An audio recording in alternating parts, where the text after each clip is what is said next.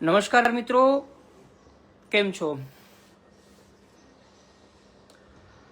Live અત્યારે Facebook ઉપર થયો છું અને તમે બધા છેલ્લા લગભગ 7-8 કલાકથી એક વિડીયો જે વાયરલ થઈ રહ્યો છે રાજકોટથી એને લઈને ચર્ચા કરો છો. ઘણા બધા લોકોના મને ફોન આવ્યા, સમથિંગ 100 થી વધુ લોકોના મને ફોન આવ્યા છે અને બધા જ લોકો એ જાણવા માંગે છે કે ખરેખર રવિવારની રાતના જે બાગેશ્વર ધામ નો દરબાર હતો એમાં શું બન્યું હતું કે જેના કારણે કેટલાક લોકોને માથાકૂટ થઈ, કેટલાક લોકો ઉપર હુમલા થયા. મારી સાથે પણ જે ઘટના થઈ એને લઈને પણ ઘણા બધા લોકોએ મને ફોન કર્યા.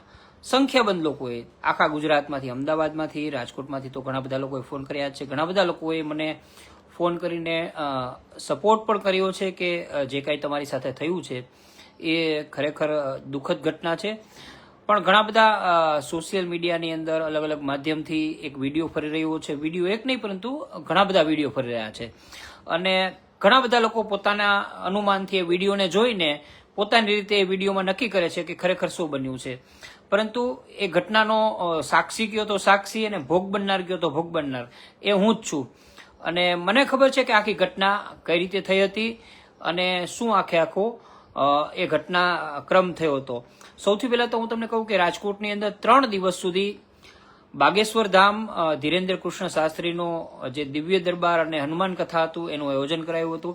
2 દિવસ તો સરસ મજાની કથા છે એ યોજાઈ હતી. હનુમાનજીની કથામાં બધા જ લોકોએ ભાગ લીધા હતા. હું 3 દિવસ ગયો હતો કવરેજ કરવા માટે અને એમાં જે કંઈ રિપોર્ટિંગનું તત્વ મળે એ લેવા માટે.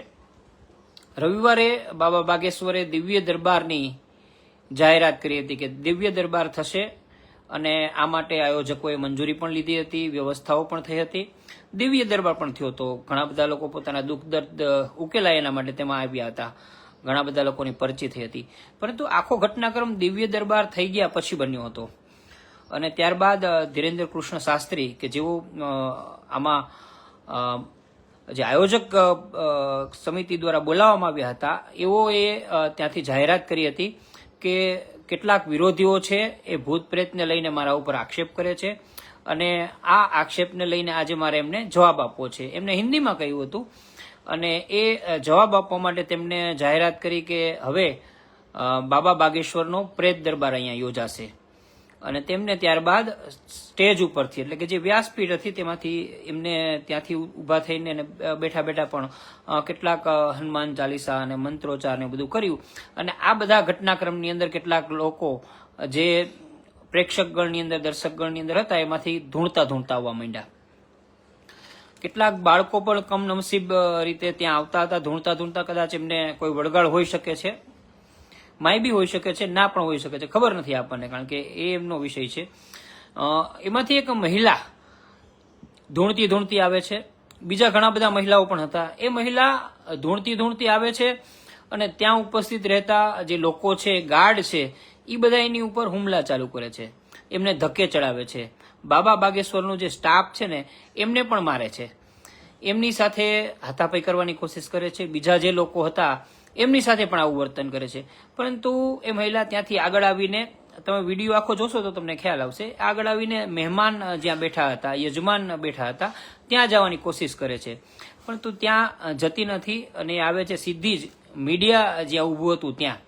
મીડિયા પોતાના કેમેરાથી, મોબાઈલથી વિડીયો શૂટિંગ ઉતારતા હતા. હું પણ ત્યાં હતો, મારા મોબાઈલમાંથી વિડીયો શૂટિંગ ઉતારતો હતો. અલગ અલગ લોકો ધૂણતા હતા કે પછી ખરેખર શું કરતા હતા એ તો તમારે જ અનુમાન લગાવવાનું છે. પણ આપણે માનીએ કે એ લોકો ધૂણતા હતા, એમને કોઈ શારીરિક તકલીફ હશે, માનસિક તકલીફ હશે. વિજ્ઞાન આ વાતને માનતું નથી અને જે લોકો માને છે પોતાની રીતે માને છે. એવામાં મહિલા આવે છે અને એને ત્યાં ઉપસ્થિત 2-3 ગાર્ડ ઉપર હુમલો કરી દે છે. એક સફેદ શર્ટ વાળા ભાઈ છે, બાગેશ્વર બાબાના જે આખું સ્ટેજ સંચાલન છે એની નીચે જ ઉભા હોય છે, એના ઉપર પણ હુમલો કરે છે. ત્યાર પછી એ સીધી મીડિયા ઉપર આવે છે. મીડિયાના લોકો પૈકી મારી સાથે રહેલા 2 થી 3 પત્રકારો છે, એમના ઉપર પણ હુમલો કરવાની કોશિશ કરે છે. એનો હુમલો થાય છે અને એમાં એક પત્રકાર, મારા સાથી મિત્ર છે, મારી સાથે બીજી ચેનલમાં કામ કરે છે, ઋષિ દવે, એના ઉપર પણ હુમલો કરવાની કોશિશ કરે છે. પરંતુ એને ધક્કો થોડોક લાગે છે ને એ ઋષિ ખસી જાય છે. હું ઋષિની બરોબર બાજુમાં જ ઉભો હતો અને એ મહિલા મારા ઉપર પણ હુમલો કરવાની કોશિશ કરે છે. પહેલી વખત હુમલો થયો એટલે અમે દૂર ખસી જાય છીએ, આગા પાછા થાય છે અને એ હુમલાને ખાળવાની કોશિશ કરીએ છીએ કે ભાઈ આ મહિલાને કદાચ કઈ માનસિક તકલીફ હશે કે શારીરિક તકલીફ હશે, જે કાંઈ હોય વોટેવર, એ હુમલો કરે છે અને અમે ખસી જાય છીએ. અમને એમ કે આ પૂરું થઈ જાય છે. પરંતુ એ મહિલા ફરી પાછી ફુદેડી ફરીને ચક્કર ફરીને બીજી વખત હુમલો કરવા આવે છે. આ વખતે એનો હુમલો ચોક્કસ હોય છે અને એ હુમલો સીધો મારા ઉપર થાય છે. મારું ટી શર્ટ પહેરેલું હતું, ટી શર્ટ ઉપર આવી રીતના ખેંચે છે, મારા ચશ્મા ખેંચી લેવાની કોશિશ કરે છે અને આ હુમલાથી બચવાની હું કોશિશ કરું છું, પરંતુ એ મને સીધો મુક્કો મારે છે, મારા છાતીમાં લાગે છે અને હું પડતા રહી જાઉં છું. મને એમ કે આ હુમલો બીજી વખતનો છે, પતી ગયું છે, હવે પૂરું થઈ ગયું છે અને હવે આ દરબાર આગળ ચાલશે ને આપણે દૂર ખસી જાય. હું પણ દૂર ખસી જાઉં છું. વિડીયો આગળ વધે છે, એ મહિલા ફરી પાછી ચકેડી ફરીને આવે છે અને ફરી પાછો મારા ઉપર હુમલો કરે છે. ત્રીજી વખત હુમલો થાય છે અને આ હુમલાની અંદર હું ડઘાઈ જાઉં છું. રીતસરનો હુમલો એટલો બધો સ્ટ્રેન્થ હતો, એને 2 થી 3 મને મુક્કા માર્યા છે. આ ટી શર્ટ છે બરાબરનું ખેંચ્યું છે. એ હુમલો કરનાર મહિલા છે એ લગભગ હિન્દી ભાષી હતી અને જેમ તેમ એ ટી શર્ટ ખેંચે છે. ખેંચી લીધા પછી મને પછાડી દેવાની કોશિશ કરે છે. મારા ચશ્મા, આ અત્યારે જે ચશ્મા પહેર્યા ને એ જૂના ચશ્મા છે. મેં તાજેતરમાં જ ગયા અઠવાડિયે જે ચશ્મા નવા કરાવ્યા હતા એ ચશ્મા છે ને એ તોડી નાખે છે. તોડી નાખવાની કોશિશ કરે છે, એમ ખેંચી લે છે. મારા હાથમાંથી મોબાઈલ જટવાની કોશિશ કરે છે, પણ એમાં રેકોર્ડિંગ ચાલુ હતું. આ મહિલાની તમામ હરકત છે ચાલુ હતી અને એના પછી એ મને મારે છે અને માર્યા પછી મને નીચે જે ખેંચી અને આમ પછાડી દેવાની કોશિશ કરે છે. આખે રીતસર આમ ચકેડી ફેરવીને, એટલે મારા ઉપર ત્રીજી વખત આ હુમલો થાય છે અને હુમલો થયા પછી રીતસર હું ડઘાઈ જાઉં છું. મને મારો જે જીવ છે ને એ જોખમતો હોય એવું લાગે છે, કારણ કે મહિલા ખૂબ જ હટ્ટીકટ્ટી હતી. બાબાના જે તગડા બોડીગાર્ડ હતા ને એ પણ એ મહિલાને રોકી નહોતા શકતા. હવે એ મહિલા ઉપર ખરેખર કોઈ પ્રેત આવ્યું હશે, કોઈ ડાકીની શાકીની આવી હશે કે ખરેખર મહિલા કોઈ માનસિક પીડાતી હશે કે પછી એ નાટક કરતી હશે, એ તો મહિલા જાણે અને એને જાણનારા જાણે. પરંતુ મેં જે અનુભવ કર્યો મુજબ એ મહિલા સંપૂર્ણપણે મારા ઉપર હુમલો કરી અને મને મારવાની જ કોશિશ સાથે એ આવી હતી અને એ પછી હું મારી જાતને તેની સાથે છોડાવું છું. આ ત્રીજી વખતની ઘટના હતી ને ત્યાર પછી એ ચોથી વખત મારા ઉપર હુમલો કરવાની કોશિશ કરે છે ને ત્યાર પછી મેં પ્રતિકારના રૂપમાં એ મહિલા છે એની સાથે ઝપાઝપી કરી છે. ચોક્કસ કોઈ પણ મહિલા હોય, કોઈ સ્ત્રી હોય, એનું પૂરેપૂરું સન્માન કરવું જોઈએ. હું પણ માનું છું કે એક પણ મહિલા છે એમની સાથે એક પણ પ્રકારની અઘટિત ઘટના અથવા તો એની સાથે કોઈ પણ પ્રકારની હિંસા ના થવી જોઈએ, કોઈ પણ પ્રકારનું વર્તન ના થવું જોઈએ. પરંતુ જ્યારે કોઈ સ્ત્રીના રૂપમાં રહેલી કોઈ પિશાચી શક્તિ, હું નથી કહેતો, આ આયોજકો કહે છે. મંગેશ દેસાઈએ રાજકોટમાં પત્રકાર પરિષદ કરીને એમ કીધું છે કે આ મહિલા અને આના જેવી જેટલા પણ લોકો ધૂણતા હતા એના ઉપર કોઈ પ્રેત અથવા તો ઉપરી શક્તિ આવી હોઈ શકે છે. તો આવી શક્તિ તમારા ઉપર હુમલો કરે તો તમે શું કરો? હાથ જોડીને બેઠા રહ્યો, ભગવાનનું નામ લ્યો કે કોઈ તમને બચાવવા આવે એની રાહ જુઓ? ત્યાં આજુબાજુની અંદર બાબાના લગભગ 20-25 બોડીગાર્ડ, 10-12 પત્રકારો, બીજા કેટલાક લોકો બધા જ હતા, પણ એકમાંથી એક પણ વ્યક્તિએ એ મહિલાને રોકવાની કે એનો પ્રતિકાર કરવાની કોશિશ ના કરી. શું કામ ના કરી એ તો એ લોકો જાણે. કદાચ એ મહિલાથી ડરી ગયા હોય અથવા તો એ મહિલાની અંદરનું જે પ્રેત છે એનાથી ડરી ગયા હોય. કથિત રૂપથી પ્રેત છે, કારણ કે હું તો સંપૂર્ણપણે સનાતની છું, પરંતુ એક પણ પ્રકારના ભૂત પ્રેત કે પછી આવા ડિંડક કરનારા લોકો છે ને એમાં માનતો નથી.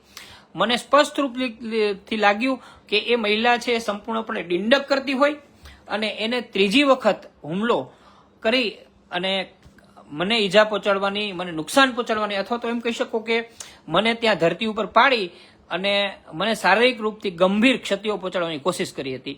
અને સ્વ બચાવની અંદર જે કંઈ પણ આખી ઘટના ઘટી છે એ ઘટનાનો વિડીયો તમે જોયો છે.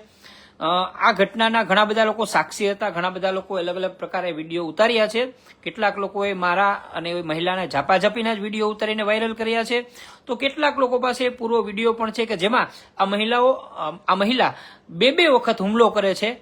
અલગ છે સત્યની અંદર રાજકોટના તમામ પત્રકારો, મોટાભાગના તમામ પત્રકારો, ગુજરાતના તમામ પત્રકારો, બુદ્ધિજીવીઓ, આ તમામ લોકોના મને ફોન આવી રહ્યા છે. રાજકોટના રાજકીય નેતાઓ છે એમના પણ મને ફોન આવી રહ્યા છે કે હકીકત શું છે. એટલે દરેક વ્યક્તિને હું એક ને એક વાત કહું એના કરતાં તો હું ફેસબુકના માધ્યમથી કે જેના માધ્યમથી આ વિડીયો વાયરલ થઈ રહ્યો છે એ જ માધ્યમથી હું તમામ લોકોને મારી વાત કહું કે હકીકતે આ ઘટના ઘટી હતી અને આખી ઘટનાની અંદર એક મોટો સવાલ એ છે કે આ મહિલા અને મહિલા સાથે રહેલા જેટલા પણ ધૂણતા લોકો છે ને એ છેલ્લા 2 કલાકથી, તમે સાંભળજો, છેલ્લા 2 કલાકથી જ્યારથી દિવ્ય દરબાર ચાલતો હતો ત્યારથી તમામ લોકો ભગવાન શ્રી રામના જય જયકાર બોલાવતા હતા, મહાદેવની જય જયકાર બોલાવતા હતા, સોમનાથનો જયકારો બોલાવતો હતો. ત્યાં સુધી કોઈને કાંઈ ધૂણવાનું, કોઈને કાંઈ પ્રેત ભૂત ડાકીની સાકીની કે પછી સુરપંખા કે તાળકા આવી નહોતી.